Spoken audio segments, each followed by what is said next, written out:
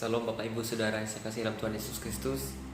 Sangat senang sekali ketika saya bisa berjumpa lagi bersama dengan Bapak Ibu Saudara sekalian untuk membagikan kebenaran firman Tuhan yang bisa membangun, mendidik kita, bahkan menegur dan memulihkan setiap keadaan kita. Sebelum kita jauh memasuki kebenaran firman Tuhan, saya ingin mengajak kita berdoa terlebih dahulu. Mari kita berdoa. Tuhan, tolong kami Tuhan, kami ingin mendengarkan kebenaran firman Tuhan. Ajarkan kami supaya kami dapat terus paham dan mengerti, memberkati setiap orang yang mendengarkan firman Tuhan pada saat ini, kiranya mereka dibaharui dalam kehidupan sehari-hari.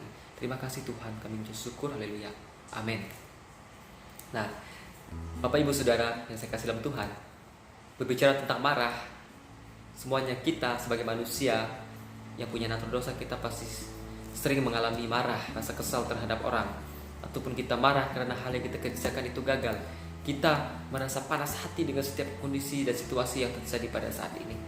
Itu hal yang wajar, tapi yang perlu kita ketahui adalah jangan sampai kita hidup dikuasai oleh kemarahan, dikuasai oleh panas hati, dikuasai oleh rasa emosi. Itu yang tidak benar, dan Tuhan pun menentang hal yang demikian.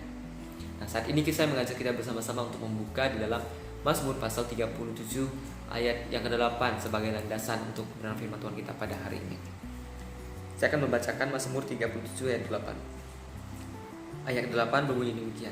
Berhentilah marah dan tinggalkanlah panas hati itu. Jangan marah, itu hanya membawa kepada kejahatan. Firman Tuhan ini mengingatkan kita secara bersama-sama bahwa jangan marah. Jadi di sini saya memberikan tema untuk kebenaran firman Tuhan ini, yaitu jangan gampang marah. Nah, saudara-saudara yang dikasihi dalam Tuhan, setelah kita membaca secara bersama-sama kebenaran firman Tuhan ini, kita bisa menemukan ada dua alasan yang perlu kita ketahui bersama-sama mengapa kita tidak boleh gampang marah sebagai orang Kristen. Ya. Yang pertama, mengapa kita tidak boleh gampang marah? Karena kemarahan tidak membawa damai sukacita bagi orang lain. Saudara-saudara, saya yakin bahwa kita sering mengalami marah atau sering panas hati dalam berbagai hal ya, yang bisa menyebabkan kita bisa emosi. Mungkin kita dijahilin oleh orang, itu bisa membuat kita emosi. Kita dihina oleh orang lain, membuat kita emosi. Kita direndahkan atau dicaci maki, membuat kita jengkel. Itu sering terjadi dalam kehidupan sehari-hari. Dan masih banyak yang lainnya. Ketika kita panas hati, maka di situ akan berujung sebuah luapan emosi yang sering membuat orang-orang lost control terhadap dirinya sendiri. Ya. Sehingga merusak nama baiknya. Kenapa? Dia nggak bisa menjadi berkat. Dia malah menjadi batu sandungan bagi orang lain. Ataupun dalam keadaan panas hati tersebut, orang-orang bisa lepas kontrol, orang-orang bisa mengucapkan kata-kata kotor yang tidak memberkati bagi orang lain. Orang-orang bisa berkata-kata kasar, orang-orang bisa saling membunuh, bisa saling memukul hanya karena dalam keadaan situasi yang panas hati atau emosi. Itu yang sering terjadi. Karena ketika manusia sedang dalam emosi ataupun panas hati, itu sama aja seperti keadaan orang itu sedang kacau oleh rasa emosinya. Coba pikirkan ketika seorang panas hati atau emosi terhadap orang lain, maka pasti saat itu juga orang tersebut tidak mau diganggu ataupun sikap mereka tiba-tiba berubah. Yang sebelumnya mereka lemah lembut, karakternya baik, tapi ketika mereka dikuasai oleh kemarahan, mereka menjadi pribadi yang tiba-tiba berubah dalam karakter mereka. Bisa menjadi orang yang berkata-kata kasar, berbicara yang kotor, mencaci maki, ekspresi wajah yang muram yang diekspresikan kepada orang lain. Sehingga apa? Ketika orang melihat kehadiran kita yang penuh dengan rasa emosi itu, dan kita tuh gagal menjadi berkat bagi orang lain. Makanya dikatakan bahwa kemarahan tidak membawa damai dan sukacita bagi orang lain. Justru kemarahan menjadi batu sandungan bagi orang lain. Dan justru kemarahan membuat orang lain menilai bahwa orang Kristen kok kehidupannya seperti itu. Makanya kita harus perlu menguasai diri kita ya. Jadi seharusnya kita sebagai orang yang telah mengenal Tuhan dan mengalami kasihnya Tuhan, kita semestinya bisa mengendalikan diri kita sehingga kita tidak gampang panas hati, tidak gampang emosi, tidak gampang kesal, ataupun tidak gampang tersulut emosi oleh orang lain gitu. Dan seharusnya kita bisa membawa damai sejahtera bagi orang lain. Di tengah-tengah kehadiran kita harus membawa sukacita bagi orang lain dan bisa menjadi dampak yang baik. Itulah alasannya pertama mengapa kita jangan menjadi orang yang gampang marah. Karena kemarahan tidak membawa damai sejahtera dan sukacita bagi orang lain. Jadi teruslah belajar untuk mengontrol diri sendiri di dalam situasi apapun, di dalam masalah apapun, kita harus terus belajar sebagai orang Kristen untuk mengendalikan diri dari kemarahan supaya kita tidak menjadi orang yang dikuasai oleh kemarahan.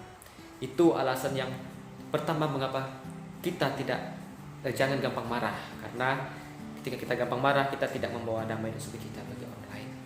Nah, poin yang kedua, alasan yang kedua mengapa kita jangan gampang marah. Yang kedua itu karena kemarahan membawa kita kepada kejahatan. Nah, saudara-saudara, berbicara tentang kejahatan itu nggak hanya lahir ketika orang itu saling membunuh, ketika orang itu melakukan tindakan kriminal, ketika orang itu adu jotos di hadapan umum. Kejahatan tidak hanya berbicara hal yang demikian. Kejahatan itu bisa mencakup hal yang luas. Ketika kita emosi, membenci orang lain, mencaci maki orang lain, itulah kejahatan juga di dalam diri kita sebagai orang Kristen, gitu ya. Jadi ternyata kejahatan juga bisa ditimbulkan ketika manusia sedang marah atau dikuasai oleh api kemarahan tersebut. Firman Tuhan hari ini mengingatkan kita kembali bahwa dikatakan di sini jangan marah, itu hanya membawa kepada kejahatan. Sangat jelas sekali bahwa orang yang marah itu dikategorikan suatu tindakan kejahatan. Kenapa? Itu sangat bahaya sekali.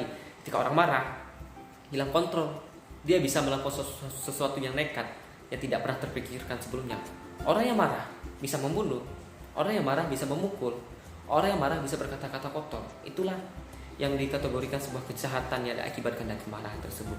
Dan tantangan hidup adalah bagaimana kita bisa menyikapi setiap keadaan yang ada, gitu ya. Setiap persoalan yang ada di depan kita. Bila kita menyikapi setiap persoalan terjadi, setiap caci maki terjadi, kita bisa menghadapinya dengan kita terus mengandalkan Tuhan untuk menguasai hidup kita, maka kita bisa terhindar dari kemarahan. Tetapi kalau kita membiarkan diri kita dituntun oleh keinginan daging kita sendiri, maka di situ kita akan jatuh, saudara-saudara.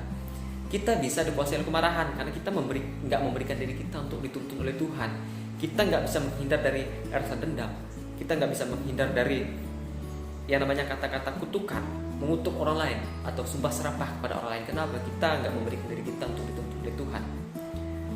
Itulah makanya kejahatan itu amarah itu membawa kita kepada kejahatan. Nah, kemudian kejahatan seperti apakah yang bisa ditimbulkan oleh kemarahan yang terjadi dalam setiap kehidupan orang-orang pada saat ini? Contohnya yaitu manusia bisa perang saudara karena terjadinya pertikaian, karena nggak ada yang mau mengalah, saling egois, akhirnya apa? Bisa perang saudara, bisa saling membunuh, dan hal itu sudah banyak terjadi dalam dunia saat ini. Dan jangan sampai kita sebagai orang Kristen menjadi bagian orang yang tidak bisa mengendalikan diri, menjadi bagian orang yang dikuasai oleh kemarahan sehingga membuat kita melakukan kejahatan. Itu yang sangat bahaya sekali. Oleh sebabnya itu, dampak berbahaya dari kejahatan itu sangat fatal sekali, saudara. Dampak negatif dari kemarahan itu sangat berbahaya sekali di dalam lingkungan kita, dan itu tidak menjadi berkat bagi orang lain. Oleh sebab itu, marilah saudara-saudara kita terus belajar untuk memelihara kehidupan kita, memberi diri kita untuk dituntun oleh Tuhan. Agar apa? Supaya hidup kita tidak dikuasai oleh kemarahan. Orang Kristen yang bijaksana adalah orang Kristen yang tahu mengontrol dirinya, orang Kristen yang menempatkan Tuhan Yesus Kristus dalam setiap kehidupannya, sehingga bukan kemarahan, bukan keinginan daging kita lagi yang menuntun kita, melainkan Yesus Kristus, dan membuat kita bisa memberikan damai dan sukacita bagi orang lain, membuat kita terhindar dari kejahatan yang terjadi. Jadi pada hari ini kita telah mendengarkan firman Tuhan dengan tema yaitu jangan gampang marah.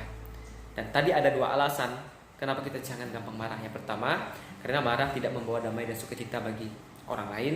Dan yang kedua, karena marah membawa kita kepada kejahatan. Jadi pada saat ini, marilah kita sebagai orang Kristen yang telah hidup di dalam kasih Allah dan telah bertobat secara bersungguh-sungguh, kita harus belajar mengendalikan diri. Jangan lagi kita mudah menjadi pribadi yang gampang terpancing emosi. Jangan lagi kita mudah menjadi orang yang gampang marah, tapi kita harus menjadi orang yang sabar dan rendah hati. Amin. Untuk kebenaran firman Tuhan terus memberkati. Mari kita berdoa. Tuhan Yesus, kami telah belajar kebenaran firman Tuhan supaya kami bisa mengendalikan diri kami, tidak gampang marah. Dan firman Tuhan ini mengajarkan kami untuk kami hidup benar dan dapat Tuhan. Di dalam nama Tuhan Yesus kami sudah berdoa. Haleluya. Amin.